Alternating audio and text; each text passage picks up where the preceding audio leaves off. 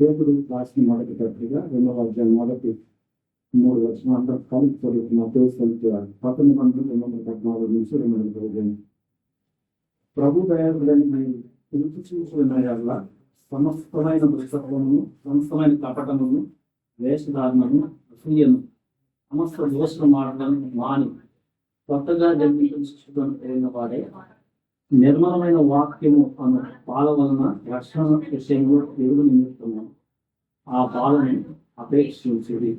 పేతురు రాసిన మొదటి పత్రిక 2వ అధ్యాయము మొదటి 3 వచనాలు ప్రభు దయాళుడని మీరు రుచి చూస్తే సమస్తమైన దుష్టత్వం నుంచి మీరు తగ్గించుకోవడానికి వాక్యాన్ని పాలని మీరు ఆశతో ఆదేశించండి. ఇక్కడ చాలా క్యారెక్టర్స్ ఈరోజు సమస్తమైన వేషధారణ కానీ మనం ధ్యానం చేస్తున్నాం. వేషధారణ ఇంగ్లీష్లో హిపోక్రసీ. సింపుల్ మనకు అర్థం కావాలంటే సినిమాల్లో వేషం వేసుకుంటారు. మనకి హీరో లాగా మంచి క్యారెక్టర్ లాగా తను నటిస్తాడు. బయటకు వస్తే తను చాలా డిఫరెంట్ పర్సన్. సో మనకి వేషధారణ మీద అసలు పనిచేయాలి. కానీ రక్షణ పొందిన తరువాత కూడా చాలా విషయాల్లో వేషధారణ మనకు యథార్థంగా లేకపోతే ఎట్లయితే ఉంది దాన్ని ఎత్తుతుంది. సమస్తమైన వ్యవస్థని మార్పానికి మీరు ప్రయత్నం చేస్తూ పైనుంచి వచ్చే జ్ఞానము మొట్టమొదట పవిత్రమైంది, సమాధానమైంది అని చెప్తూ వేషధారణం లేని యాకోబు పరిస్థితి మనకు వచ్చేసాం. క్రీస్తులో జ్ఞానం నేర్చుకోవటం అంటే ఆడంబరాలు నేర్చుకోవడం కాదు, పవిత్రంగా సమాధానంగా అనుసరించే విడుగు అది వేషధారణ. సో యేసుప్రభువు వారు ముఖ్యంగా సువార్తలో చూస్తే పాత నిబంధన బాగా తెలిసిన వారిని వేషధారులాగా అన్నాడు ఆయన. శాస్త్రులాగా పరిచయలాగా రక్షించబడిన తర్వాత నీవు సాత్వికము, దీన మనస్సు, ఓర్పు వీటిలో వెళ్ళి నేర్చుకోకుండా జ్ఞానం బట్టికే నేర్చుకున్నావు ఆ ప్రమాణం పడుకో. సో వేషధారణ కలిగి జీవిస్తూ ఉన్నామంటే పట్టణానికి గుర్తులు తెలుస్తూ మీలో దూరం పెట్టుకోలేదు. అసలు నిన్ను సరిచేసుకోవడం అసలు ఉంటుంది ఆగిపోదు. నీ స్పిరిచువల్ ఎదుగుదల ఆగిపోదు. సో వేషధారణ ఇప్పుడు మామూలుగా వేషధారణ మనకి జనరల్గా అబద్ధం చెప్తాం కూడా వేషధారణ అంటే హార్ట్ లేకుండా ఉంటుంది. వేషధారణ ఈ భాగాలు అనమాట. కపటం, కన్నింగ్ నేచర్, మంచివాడి వల్ల ప్రవర్తించే అవకాశం మోసం చేయొచ్చు. సో వేషధారణ మీకు చాలా లింక్ అయి ఉంటుంది. క్యారెక్టర్స్ సత్యం ఇది వేషధారణ. సో రక్షణ పొందిన తర్వాత మనకున్న ప్రైడ్, లోపల మనం అంటించుకున్న శరీరాశ, నేత్రాశ, జీవపురము ఈ గతిని బట్టి రక్షణ పొందిన తర్వాత నీకున్న పరిశుద్ధాత్మతో చాలా జాగ్రత్త వేషధారణ తొలగించుకోబోతే అక్కడే ఉంటుంది. నీకు ధర్మం చేసేటట్టు వేషధారుల వల్లే కంటికి కనపడవలనని అన్ని జనుల వల్లే చాటి నేర్చుకోవడం. వారు ఆ పరువు పొంది ఉన్నారు. మీరైతే ధర్మం చేసేటప్పుడు మీరు చెయ్యి బలం తెలియజేసి అందుకు మనం ధర్మం చేసినప్పుడు ఎంత వేస్తారు ఉంటుంది. బైక్ చెప్తారా మీకు పెట్టానే ఇచ్చాను 116 రూపాయలు ఇంకా మైకులు చెప్పలేదు. దేవుని మొక్కు కాదు, మనకి మనుషులు వినాలి. ఇంకా వేషధారణ ఉందా? మత సువార్త 2వ చదవండి.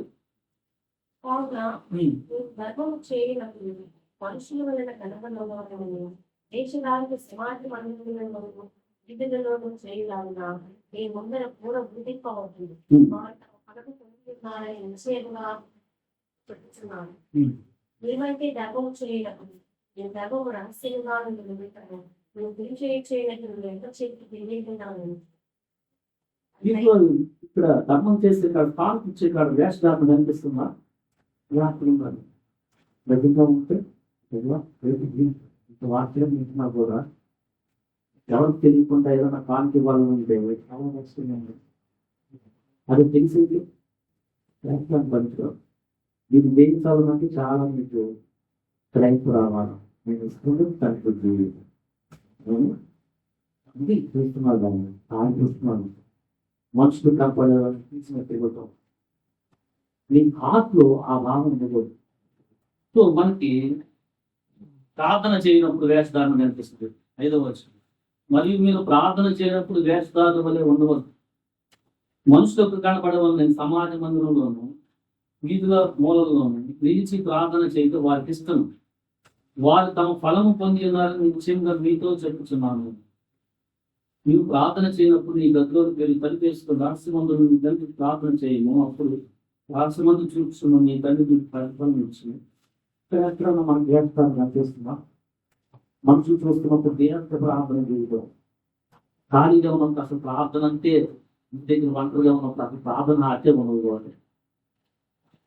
మరి ప్రార్థన పరుడు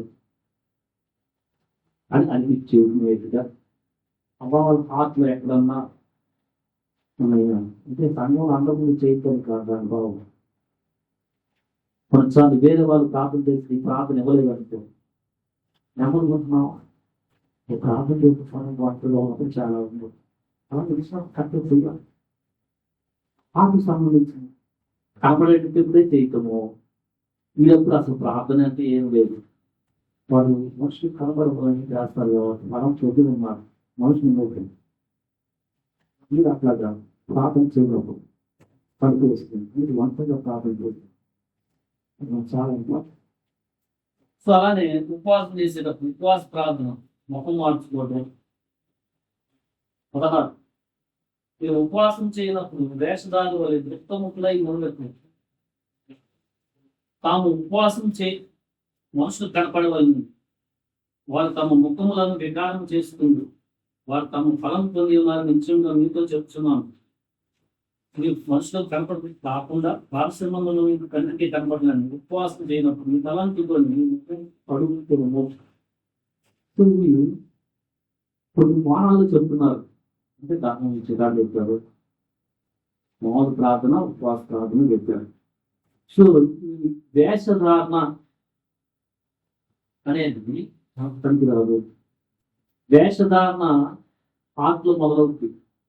అక్కడే మనం ఆ వేరు తీసేస్తే చాలా మంచి.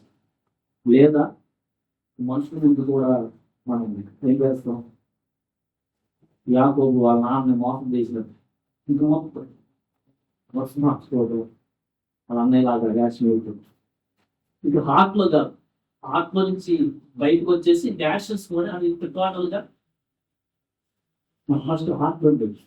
దర్శన పదవి మనం దర్శనాత్మకంగా ఆయన యెహోషువ గ్రామం 9వ అధ్యాయంలో యెహోషువ యెరికో పట్టణాన్ని హాయిని జయించిన తర్వాత గిబియోను వాసులు ఏం చేశారంటే చాలా డ్యాష్ వేసుకొని వచ్చేసారు.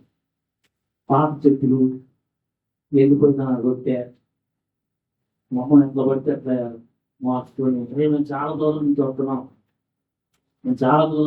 వాళ్ళకి యాక్చువల్గా ఉన్నది ఏంటంటే అందరు చంపుతా వస్తున్నారు, మామూలు చేస్తారు. ఇక మనం ముందే మేము మీకు సరి చేసుకోవాలని వచ్చాము చివరి తెలుసుకున్నారు పక్కన నెక్స్ట్ వాళ్ళు యాక్చువల్గా ఉంది ఏంటంటే చంపేస్తారని భయం అనుకొని వీళ్ళ ముందు మంచాలను తెప్పించుకోవడానికి అన్నం ఎత్తిపోయిన మొత్తం వికారం చేసుకుని ఎత్తిపోయిన చాలా దూరం నుంచి వస్తున్నామని అన్నారు. అది అక్కడి నుంచి నెక్స్ట్ ఇంట్లో వాళ్ళ దగ్గర వాళ్ళని జోడిస్తారు తెచ్చిపోతామని భయంతో వాళ్ళు యాక్షన్ ఇస్తున్నారు. మనం కూడా ఇలాంటి సిచ్యువేషన్స్ వేస్తాం. సిచ్యువేషన్స్ ఇలాంటి వచ్చినప్పుడు ఆమె బయటకు ఇలా పెట్టుకుని పెంచుతారు, పెట్టుకొని పెంచుతారు అని చెప్తారు. మనం ఎలా ఉన్నాం మీడియాలోది టఫ్గా ఉన్నప్పుడు నువ్వు సత్యం చెప్పగలుగుతున్నావా? తెలియదు. మరి బాబు బాగా తెలుస్తాడు నా స్ట్రెంగ్త్ ఇది, నన్ను ఎవరు ఎట్టి కోపడేది అంటే అబద్ధం చెప్పేస్తాడు. పరిస్థితి బట్టి ఆ స్ట్రెంగ్త్ లేదు. అయితే ప్రభు జయించిన వాడు కాదు. మనం జాగ్రత్త కలిగి చాలా వేస్తాను ఉంది ఎప్పుడు పట్టుకొని ఉంటున్నాను సమయం వచ్చినప్పుడు చాలా ఇబ్బంది ఉంది అప్పట్లో చెప్పేస్తాను వేస్తాను ఇంకా ఉంది దాని నుంచి సో మనం మత్స్య వార్త 23:13 చాలా చోట్ల అయ్యో అయ్యో అనే మాట కనిపిస్తాయి. 23 అయ్యో వేషధారులైన శాస్త్రులారా పరిచయులారా చాలా చోట్ల కనిపిస్తుంది. 15 వచనం అయ్యో వేషధారులైన శాస్త్రులారా పరిచయులారా. 23 అయ్యో వేషధారులైన శాస్త్రులారా పరిచయులారా. సో ఇక్కడ యేసుప్రభు వారు మత పెద్దలను ముఖ్యంగా వేషధారుల శాస్త్రులకు బైబిల్ పాత నిబంధన మొత్తం వాళ్ళు వెరిఫై చేయగలరు. సో వాళ్ళు ఏంటంటే నిజమైన లేదు అందుకే వాళ్ళని ప్రభు అందులారని 17 వచనం అవివేకులారని, 19 వచనం కూడా అవివేకులారా అందులారని, 26 బుద్ధి పరిచయుడని, 27 వచనం వేషధారని శాస్త్రులారా సున్నం కొట్టిన సమాధులని బయట బాగా కనిపిస్తారు.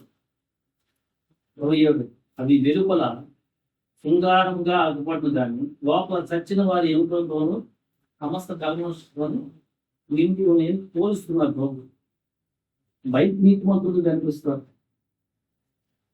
మీరు ఆత్మతో నిండి ఉన్నారని చెప్తున్నారు.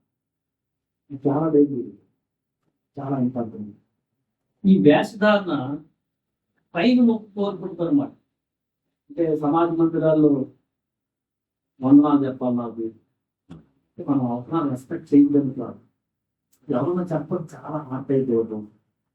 లూకాసు వార్త 20లో కూడా చివరి 3 వచనాలు 45 ప్రజలందరూ వింటుండగా నిధులను శాస్త్రులను జాగ్రత్తపడి వారు నిలుపు కంకిలు ధరించుకొని తిరగకూర్చు సంత వీధుల్లో వందనములను సమాజములను అగ్రపీఠములను నిందులలో అగ్రస్థానములను కోరుకు వారు విధవరాల ఇందులను దిగమించు. వాళ్ళకి ఏమన్నా నీతి లేదు కానీ మాయవేశంగా దీర్ఘ ప్రార్థన చేయలేదు. వారు మరీ విశేషంగా శిక్ష పొందుతారు. అట్లా ఒకరు శిక్ష తెలుసుకున్న వాడు చాలా స్ట్రాంగ్గా స్త్రీని చాలా గట్టిగా స్త్రీని బట్టి సమాజంలో విద్యాలయం వాళ్ళు బయట కనపడేది అంత రాంగ్గా కనిపించరు. చక్కటి డ్రెస్ అంటే వైట్ డ్రెస్ చాలా నీట్. వైట్ డ్రెస్ వేసుకుంటే మన విశ్వాసం లేదు. అదే నీకు పరిశుద్ధుని లోపల తీసుకోవడం మోసదాన్ని. సో ఇది జ్ఞానం అతను నేర్చుకోకూడదు. ఇది భూసంభవమైన జ్ఞానం, లోకమైన జ్ఞానం. మన జ్ఞానం క్యారెక్టర్స్ ఎప్పుడన్నా చూస్తున్నప్పుడు ఏమన్నా మనుషులు మొక్కు చేయాలని మంచిగా లాంటి ప్రవర్తిస్తుంది. మళ్ళీ ఇంటికి వెళ్ళిన తర్వాత అదే వ్యక్తి మనం రాత్రి 3వ అధ్యాయం మార్చెప్తుంది 9వ వచనం తర్వాత ఏ నరుడును నాలుకను సాధు చేయలేరు, అది మరణకరమైన విషముతో నిండినది, అది నిరర్ధనమైన దుష్టత్వమే. దీనితో 17 ప్రజలను స్థుతిస్తుంది. దీనితోనే దేవుని కోరికగా పుట్టిన మనుషులను శపించును. ఒక్క నోటి నుండి ఆశీర్వచనము శాపవచనమును బయలుపెట్టును. నా సహోదరులారా ఇలా ఉండకూడదు. దేవుని స్థుతిస్తాం, పక్కన గెలుస్తాము. అంటే మనకి భక్తి అర్థం కాదు. దేవుని ప్రేమిస్తూ ఉంటాం, దేవుని అంగీకరించిన బిడ్డ ద్వేషిస్తాము. దేవునితో భక్తి మనుషులు రిలేషన్ ఇది. ఆ భక్తి రిలేషన్ తెలుసుకోకుండా నువ్వు ఊరినే జ్ఞానం తెలుసుకోండి. అక్కడేమో దేవుని తేడా దేవుడు స్థుతి చేస్తూ ఇబ్బంది పెడతా ఉన్నాము. ఇది ఇతనికి అర్థం కాలేకపోతే ఇంటి పరిచి కూడా అంటే ఇంపార్టెంట్, ప్రేమించడం ఇంపార్టెంట్. నువ్వు సోములో పుదీనాలో పగవంటిస్తున్నావు. దీనిలో ధర్మశాస్త్రం ఇంపార్టెంట్ థింగ్స్ అవి ఇవ్వడు. వేషధారణ ఉంటే నీకు జన్మలు బతికేస్తున్నావు అవుతుంది. అయిపోయేది కనిపిస్తూ ఉంటుంది. సో మనం ఈ కుయుక్తి, అసత్యం, అబద్ధం ఇవన్నీ కూడా బయటకు వచ్చేస్తాం. ఈరోజు మనం మనలోకి బాగా మాట్లాడతాం మనుషులతో, అతనే చేద్దాం. మన ఎక్కడికన్నా ఎవరన్నా పెళ్లికి తీసి మనల్ని హానం చేయకపోతే విపరీతంగా ట్రోల్ అయిపోయి అసలు తప్పుకునేది లేదు. అంటే వాటిలు కాదు పిలవటం. ఎందుకంటే వాళ్ళు తక్షణ పేదాలు కోరుకుంటారు. పిలవకుండా పట్టించుకోలేదు. అలా పిలిచిన ఆయన అలా చేయమని కాదు, మనం పిలిస్తే చాలా జాగ్రత్త చూసుకోవాలి. బట్ మనకు అలాంటి ఎదురైన వేషధారణ ఉంటే చాలా ఉపయోగపడుతుంది. చాలా ముందు కూర్చోరు, వెనక్కి కూర్చోండి. ఆయన వచ్చి ఇంటే వెనక్కి ఇచ్చినా ముందు కూర్చొని ముందు సీట్ వేస్తాడు. అదే ముందు కూర్చున్నాం అంటే ఫ్రెండ్ వచ్చి వెనక్కి పెద్దమా అంటారు. మనం కాంగ్రెస్ మోసుకుంటున్నాం. సడన్ గా ఈ వేషధారణ ఉన్నప్పుడు చాలా ట్రబుల్ అయిపోతాయి. అది ట్రబుల్ అయినా పర్లేదు, వేషధారణ వేషధారణ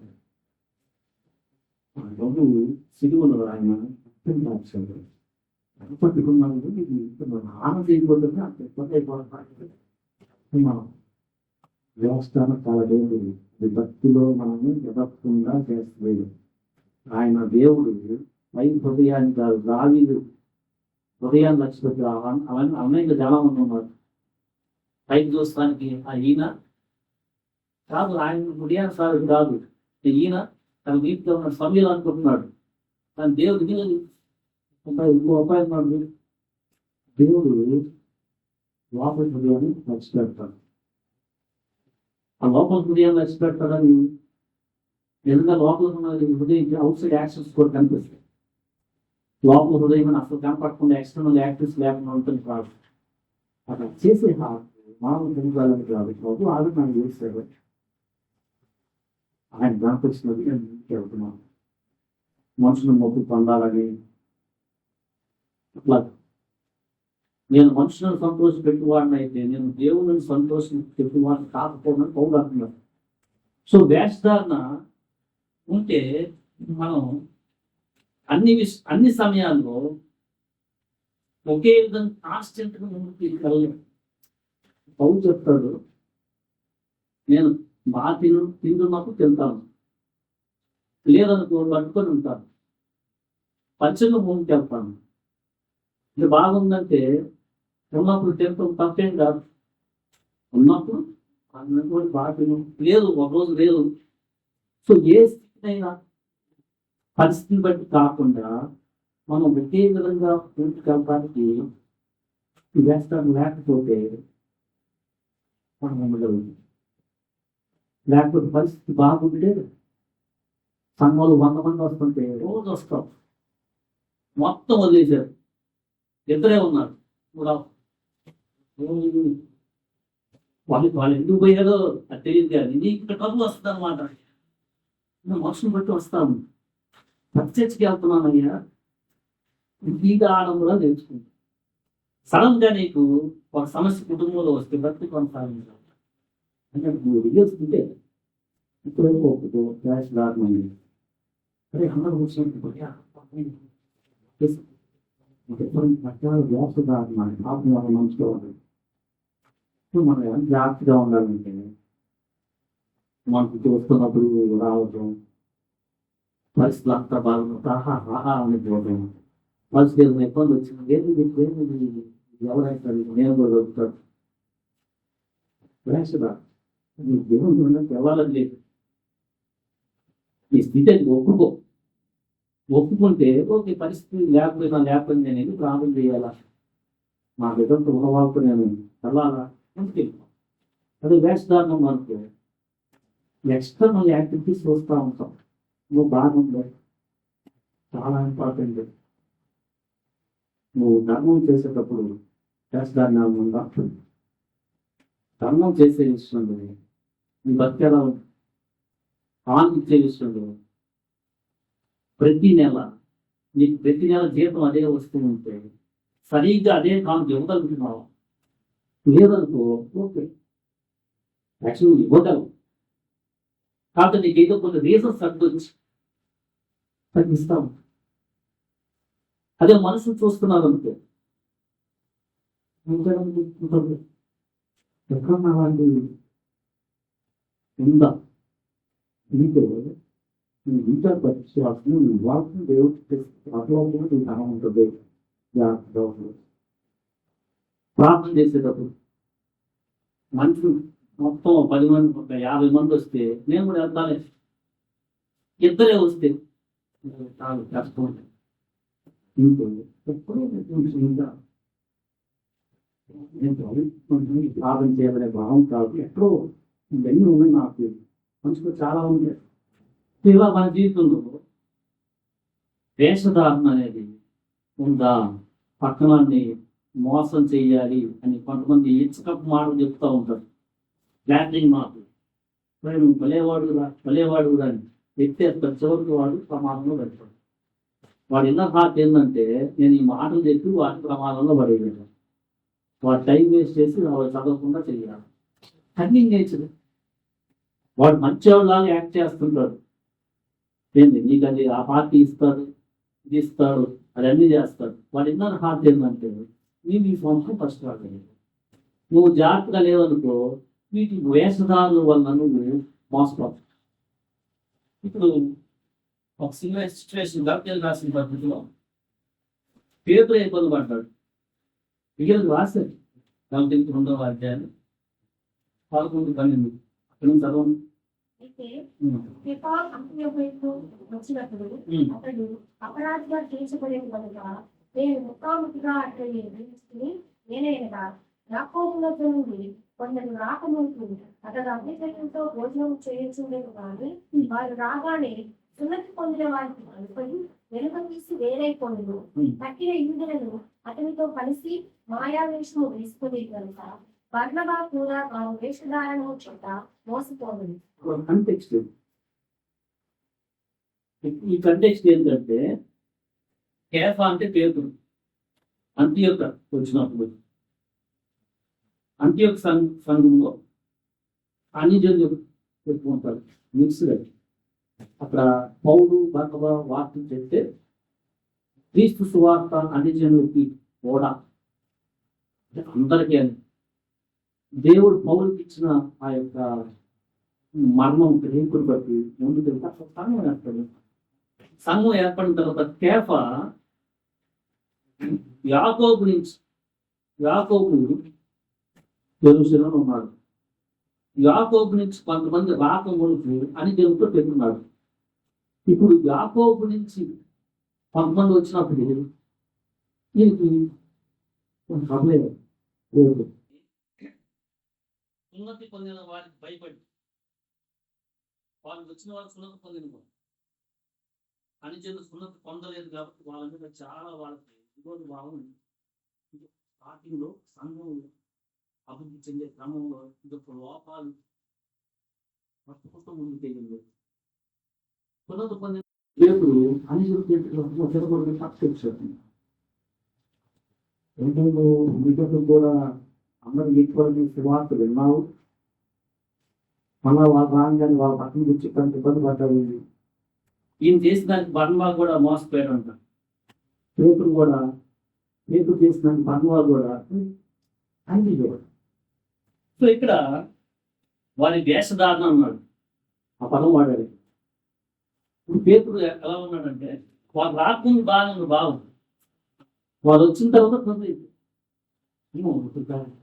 మనకు ఇలాంటి ఏమన్నా ఉంటాయో అంటే ఒక పర్సన్ ఒక ప్రామినెంట్ పర్సన్ ఎవరు లేనప్పుడు మనం సపోజ్ రెస్టారెంట్ పడిన తర్వాత మామూలుగా ఎంత మంచిగా తింటాము. ధ్యానంగా ఉంటుంది అందరం సంఘంలో మామూలుగా తింటాము. ఇంకొక ఆయన వచ్చాడు.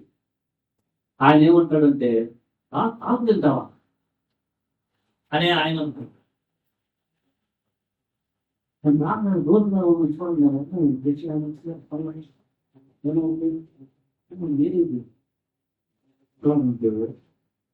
తెలుస్తుంది కానీ సత్యం అవును ఇంకా ఆయన వచ్చి అన్నాడు అక్కడ సున్నతి పొందిన వారు వచ్చి నేను సున్నతి పొందిన వాళ్ళు కూర్చొని తింటాను పేతురు అక్కడి నుంచి లక్ష్యం నుంచి వచ్చాడు. ఇక్కడ యూదులు చెప్పి సువార్త జరిగింది. ఇక్కడ సంఘం అందరూ ఉన్నారు. బర్నబా పౌలు ఈ యాటిట్యూడ్ కలిగిన వారు కాబట్టి వాళ్ళు ఉన్నప్పుడు ఆయనకి ఏం ఇబ్బంది లేదు. పేతురు కానీ ఇంకొక ఆయన ప్రభులు పెట్టారు వస్తున్నాడు, కొంతమంది వస్తున్నారు. వాళ్ళు వచ్చి అంటారు అనమాట పేతురు పనువాటు భోజనం చేసి కూర్చున్నాం అని వస్తారు. ప్రభులే పౌరులు చెప్తారు ముఖాము చెప్పారు చెప్పారు దేవుడు అక్కడికి వచ్చినప్పుడు ముఖామంటే నేను దేవుడు అన్నాను. ఇలాంటి భావాలు మనకు మనుషులు ప్రభులయ్యే వాళ్ళు లేనప్పుడు ఏమో బాగానే ఉంటాం. మనం ఎవరన్నా అన్నారా అంటే ఇక్కడ దేవుడు సత్యాన్ని తోడు నడుస్తాము కానీ నడుచుకోవాలనే ఉంటుంది. కానీ ఇక్కడ పరిస్థితి ఎవరైనా ఇబ్బంది పెట్టే వాళ్ళు వచ్చారు అమ్మ మనం నడవలేని కూడా లేదు నా బట్టి భయం చేత లేకపోతే వాళ్ళని వెతుక్కోవడం వస్తాను తెలియదు. ఆ సిచ్యువేషన్ డిఫరెంట్ కోణంలో వస్తుంది. కోణం నా బట్టి మోసదాన్ని అనేది ప్రతి ఒక్క కోరిక మా కోరిక కాకపోతే ఎవరు దాన్ని తెలుసుకోదు. వేషధారణ తెలిసిన విషయాలు యథార్థంగా ఒప్పుకొని తను సజెస్ట్కు ముందుకెళ్ళిపోతుంది. తను ఇచ్చే దాంట్లో ఏమైనా ఆలోచిస్తే ఆ పరిస్థితులు పెడతారు. తనకు మా భవిష్యత్తు ఇవ్వాలి. ఉపవాసం చేస్తే ముఖం ఉంటుంది వికారంగా పెట్టు అందరూ తెలియదు చేసే ప్రాబ్లం. గర్వంతో కాదు, గర్వంతో కూడా అట్లా ప్రౌడ్గా కాదు. మళ్ళీ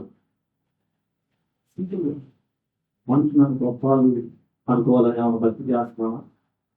శాస్త్రులు పరిచయలు వారు మనుషులు మొక్కు పొందాలని వాళ్ళు చేసే భక్తి అంతా మనం గొప్పగా చెప్పుకొని మంచి వస్తూ తిరిగి తల్లి పెట్టుకోం. వాళ్ళు చివరికి ఎట్లా తయారంటే వేరే వాళ్ళని తిట్టేవాళ్ళు తీర్పు ఇచ్చేవాళ్ళు తయారు. చాలా ధైర్యపోయి బలవస్తాను వార్తలు పెట్టుకుంటున్నాం. వేషధారణం లేనిది దేవుడు జ్ఞానం. వేషధారణ లేని వ్యక్తి సంపూర్ణంతో టోటల్గా వెళ్ళే వ్యక్తి ఎంతనే ఉండదు. ఎవరికి గ్రహించి కలిగి ఉన్నారు. ఏమని నాకు వేషధారణ ఉంటుంది ఆలోచన వస్తారు. ఫస్ట్ వచ్చినప్పుడు పదార్థంగా ప్రభుత్వ మన బలహీన ప్రభు ఈ వేషధారణ నుంచి మనం వినిపించంటే ప్రభు మనకి సహాయం చేస్తారు. దేవుడి మాట దేవుడికి